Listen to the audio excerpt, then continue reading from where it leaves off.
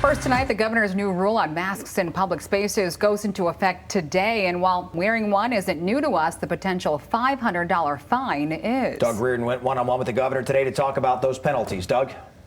Yeah, good afternoon, Derek and Janice. In our talk today, the governor said that wearing a mask is the most important thing that Michiganders can do to bring our state's numbers down. They've been going up recently. Maybe you even got this text alert from the state today saying that, hey, these new mandates do go into effect today.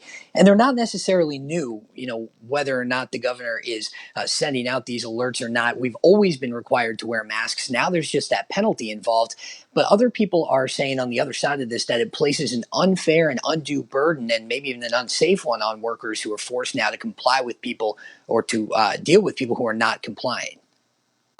We have been wearing them the whole time. At Melamaya Juice Bar in downtown Grand Rapids, there's no question where they stand on masks. If we're taking another step, another precaution to keep people healthy, and this happens to be a face mask, we're going to do it. Owner Jermel Eddy says they even have masks for people who forgot one and really haven't had any problems with customers. But a new mandate from the governor that went into effect Monday strengthened her order on mask wearing. Now, customers can be denied service or fined $500 for not wearing one, and businesses caught with maskless patrons or employees can lose their license. And I am pretty sure no one wants to move backward.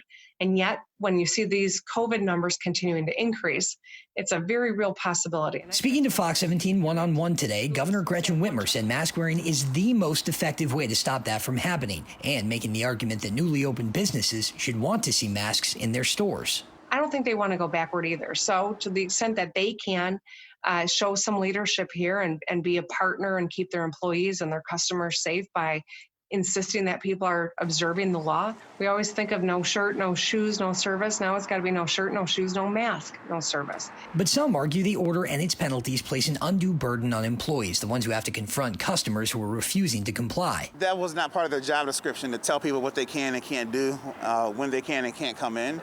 But again, we're shifting and transforming just like everybody else. And so if that's what we need to do, that's what we're going to do. I think that it's really a smart thing, so we keep them engaged. I don't want to have to shut anyone down. I don't want to have to just take steps backwards.